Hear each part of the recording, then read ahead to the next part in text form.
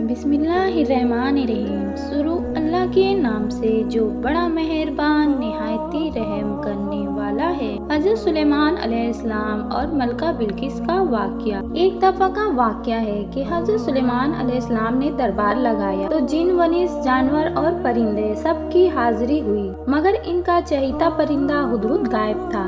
آپ نے پوچھا ہدہد کہاں ہے؟ جب وہ نظر نہ آیا تو سلیمان علیہ السلام نے فرمایا اگر وہ اپنی غیر حاضری کا کوئی مناسب وجہ پیش نہ کر سکا تو اسے ذبح کر دیا جائے گا۔ ابھی یہ گفتگو ہو ہی رہی تھی کہ ہدہد حاضر ہو گیا۔ پوچھا گیا تم کہاں تھے؟ ہدہد نے بڑے احترام سے جواب دیا، اے اللہ کے پیغمبر، میں اڑتے اڑتے ایسی ملک پہنچ گیا جہاں لوگ شرک میں مبتلا تھے اور وہ آگ اور سورج کی پوجا کرتے تھے۔ ان کی ایک رانی ہے جسے وہ بلقیس کے نام سے پکارتے ہیں۔ وہ ایک بہت بڑے تخت پر بیٹھ کر حکومت کرتی ہے۔ اس کے تخت میں قیمتی ہیرے زیورات جڑے ہوئے ہیں اور اس کے پاس تمام شاہی سامان آرائش و نمائش کے موجود ہے۔ حضرت سلیمان علیہ السلام نے کہا اگر تمہاری بات سچ ہے تو میرا خط اس ملکہ تک پہنچاؤ تاکہ وہ شرک سے باز آ جائے، اور خط پہنچانے کے بعد وہاں بیٹھ کر سننا کہ وہ کیا رد عمل اختیار کرتی ہے، اور پھر آ کر مجھے خبر دینا۔ حضرت سلیمان علیہ السلام نے خط روانہ کیا جو کچھ یوں تھا، شروع اللہ کے نام سے جو بڑا مہربان اور نہایت رحم فرمانے والا ہے۔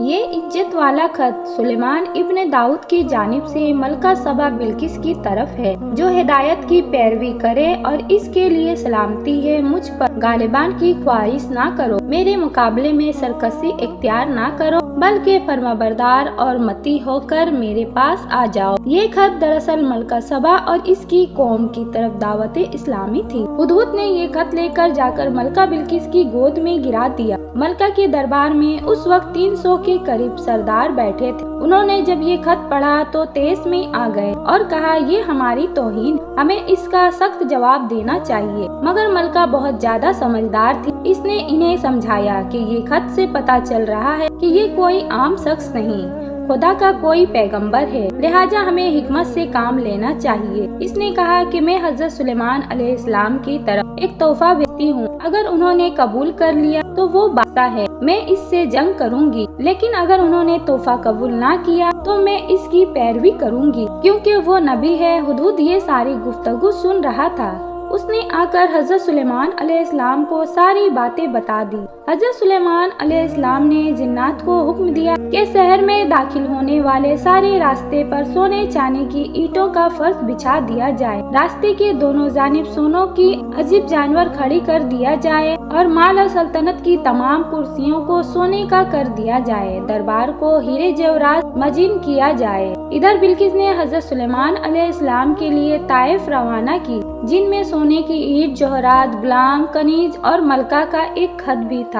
جب یہ تمام طائف لے کر کساد حضرت سلیمان علیہ السلام کے دربار میں پہنچے تو انہوں نے یہ سب دیکھا تو شرمندہ ہوئے۔ حضرت سلیمان علیہ السلام نے ملکہ کے کسادوں سے کہا کیا تم لوگ مال سے میری مدد کرنا چاہتے ہو؟ مگر دیکھ لو جو کچھ اللہ نے مجھے دے رکھا ہے وہ اس سے بھی زیادہ ہے جو تمہیں دیا ہے، لہٰذا تمہارا تحفہ تمہیں مبارک ہو، اب تم اپنے طائف کے ساتھ واپس جاؤ۔ اور جب یہ خبر ملکہ بلقیس کو پہنچی تو وہ سمجھ گئی واقعی یہ اللہ کی نبی ہے، لہٰذا اس نے جنگ کے بجائے حضرت سلیمان علیہ السلام کے دربار میں حاضر ہو کر اپنی اطاعت کا یقین دلانے کا فیصلہ کیا۔ جب حضرت سلیمان علیہ السلام تک یہ پیغام پہنچا تو آپ نے اپنے درباریوں سے کہا کہ تم میں سے کون ہے جو ان کی متی ہو کر آنے سے پہلے ملکہ کا تخت میرے پاس اٹھا لائے۔ ایک دیوانہ حلق جن نے کہا آپ کے دربار کو برخاست کرنے سے پہلے میں اسے لا سکتا ہوں، اس کی پوری قوت رکھتا ہوں، امانت دار بھی ہوں۔ پھر ایک اور شخص جس کے پاس کتاب کا علم تھا، اس نے کہا میں یہ تخت آپ کو آپ کی پلک جھپکنے سے قبل ہی لا دوں گا۔ پھر حضرت سلیمان علیہ السلام نے اس تخت کو اپنے پاس رکھا ہوا دیکھا تو پکار اٹھے یہ میرے پروردگار کا فضل ہے تاکہ وہ مجھے آزمائے کہ میں شکر کرتا ہوں کہ یا ناشکری۔ اگر کوئی ناشکری کرے تو میرے پروردگار بے نیاز ہے اور اپنی ذات پر بزرگ و برتر ہے۔ مفسرین کے مطابق وہ شخص حضرت سلیمان علیہ السلام کا کوئی دوست تھا جس کا نام اسب بن برکھیا کہا جاتا ہے۔ اور بعض نے لکھا کہ وہ آپ کا خالازاد بھائی کہا جاتا ہے کہ اس تخت کی لمبائی 80 ہاتھ، عرض 40 ہاتھ اور اونچائی 30 ہاتھ تھی۔ اس میں موتی، سرخ یا قوت سے سب جڑے ہوئے تھے۔ حضرت سلیمان علیہ السلام نے اس تخت میں رد و بدل کر دیا اور اسے پہلے سے بھی بہتر بنا دیا۔ جبکہ ملکہ بلقیس حضرت سلیمان علیہ السلام کی دربار میں حاضر ہوئی تو آپ نے پوچھا، کیا تمہارا تخت بھی اسی طرح کا ہے؟ اس نے کہا، یہ تو گویا ہو بہو وہی ہے اور ہمیں تو پہلے ہی معلوم ہو گیا تھا اور ہم فرمانبردار ہو چکے ہیں۔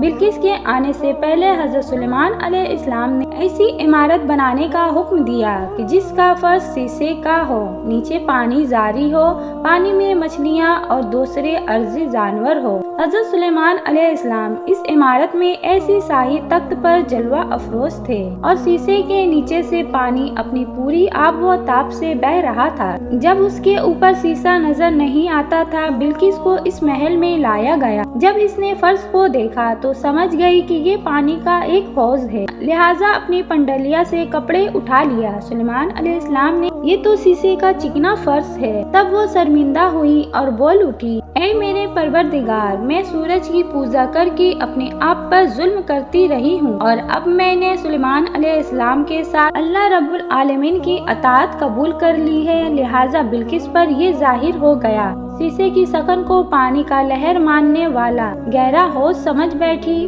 اس نے اس کی قوم نے سورج کی چمک اور دمک دیکھ کر اسے معبود اور خدا سمجھ بیٹھی۔ اسے اپنے اور اپنی فوجوں کی غلطی پر نہایت ہی شرمندگی ہوئی۔ بعض مورخین نے لکھا کہ اس واقعے کے بعد ملکہ سبا مسلمان ہو گئی اور حضرت سلیمان علیہ السلام کی نکاح میں آ گئی، جبکہ بعض نے لکھا کہ آپ نے بلقیس کو یمن واپس بھیج دیا اور اس کے لیے وہاں 3 بڑے محل تعمیر کروائے۔